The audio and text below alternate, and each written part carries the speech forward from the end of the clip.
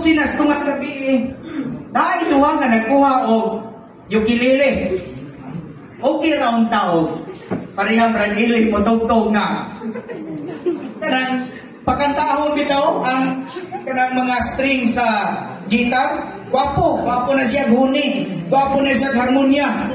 Ako'y alas 12 pas tungang gabi eh. Yan apay kinuskusan nga gabulag ng tingog, gabulag ng duyog.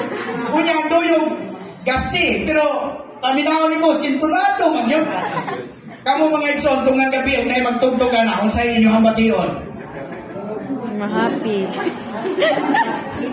Kasama ka din. Mag-MR na. Wala ni magkadimao. Maot kayo siya paminawang sakit sa dunggan. Unya, o sa termino Manila, karabang makalangkot kayo. Mga paggabi, yan ang ko'y buhatong. Wala siya yung harmonia. Pero isa sa harmonia, ano nagbuhat na itong gabi eh.